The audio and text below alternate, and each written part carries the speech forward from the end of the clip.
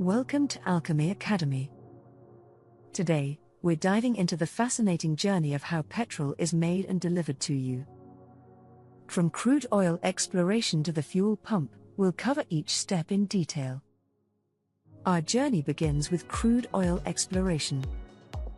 This process starts with identifying potential oil reserves beneath the Earth's surface. Geologists use seismic surveys to create detailed images of underground rock formations, helping locate potential oil deposits.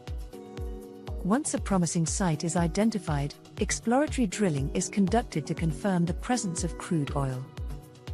Once the presence of oil is confirmed, production drilling begins. Oil rigs are set up to extract crude oil from the reservoir, drilling wells deep into the earth to bring the oil to the surface.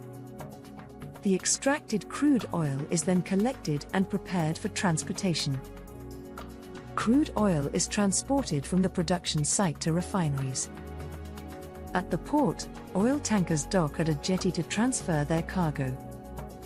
For offshore operations, a single-point mooring, or SPM, system is used, allowing tankers to moor at a single point while transferring crude oil through flexible pipes. Once loaded, crude oil is transported to refineries. This can be done via pipelines, which are efficient and common, or by tankers and trucks, depending on the distance and available infrastructure. At the refinery, crude oil undergoes several processes to transform it into petrol and other products.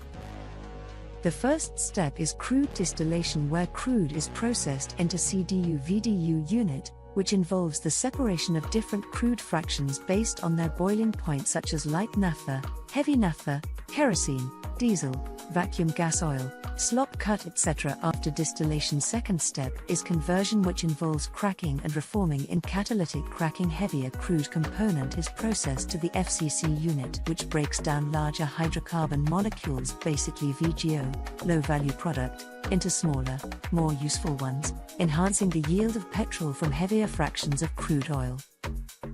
And in reforming, heavy naphtha is processed to the CCR unit, which converts low-octane hydrocarbons into high-octane ones, boosting the fuel's performance and efficiency.